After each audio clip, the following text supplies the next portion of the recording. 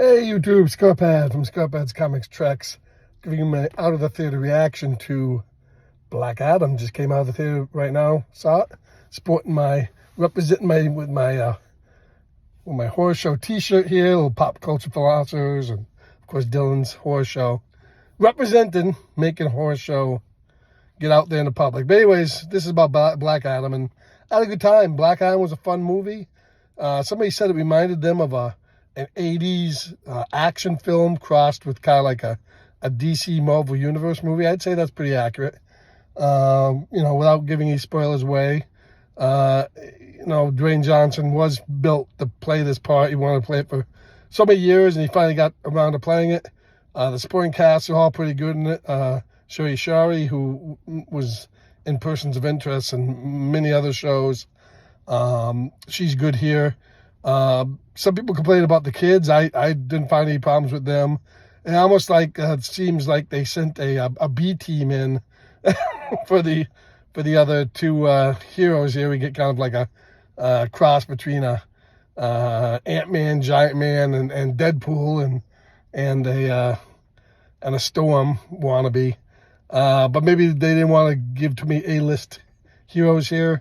I don't know. I think if they had a little bit more guts and put in Peacemaker here, add John Cena, that would have been a little bit interesting. But maybe too much R-rated. They didn't want to bring that all in here. But no, it was fun. It was a decent movie.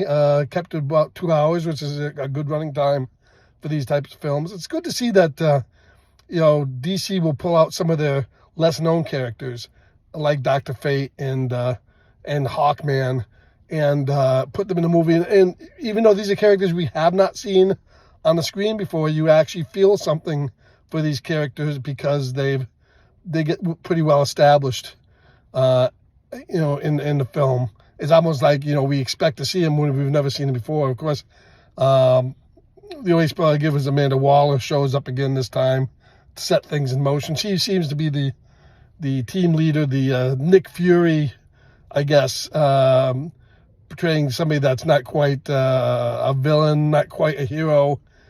She seems to be putting a lot of these teams together, whether it's a Suicide Squad or this team. But I enjoyed it. It was a decent movie.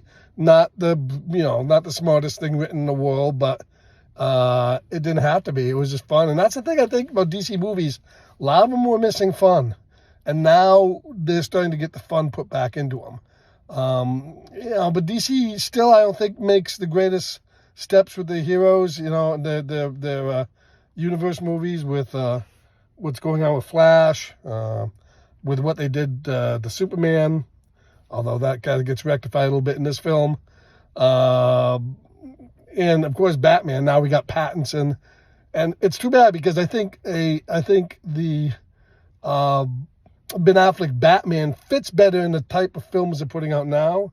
Unfortunately, they don't know how to write them, and they don't know how to write for that character. But he fits more in with this than Robert Pattinson. So I'm kind of hoping that the Pattinson and other Joker films are kind of kept in their own universe. Maybe if they could bring back, somebody else, they can bring back Ben Affleck, have him come in. He's perfectly fine. He just doesn't get a good material around him to support the movies that he's in. We saw a furthering legend of the whole Shazam stuff, and that was all done well. So I enjoyed it. I might even see it again at some point. Definitely want to get this on Blu-ray 4K. Should look amazing, even though there's quite a bit of CG in the movie. But it was fun. So I hope you get a chance to see Black Adam before it leaves the theater. It just started. It's doing real well.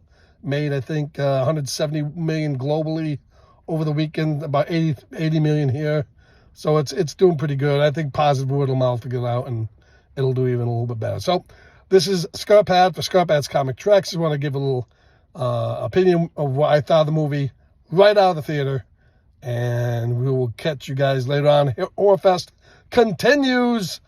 And the final Horror Fest of the week on Dylan's horror show is Saturday night with Pumpkinhead.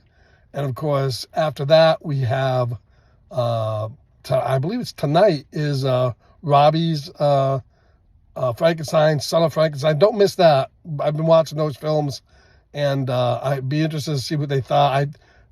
Bride of Frankenstein really is the rare sequel that's better than the original. So tune in for that. And then next Monday, Halloween, they are doing a huge Nightmare on Elm Street franchise review, and that's going to be a great way to spend your Halloween. So we'll catch you guys later. We'll see you at the end of the week for Pumpkinhead, and take care.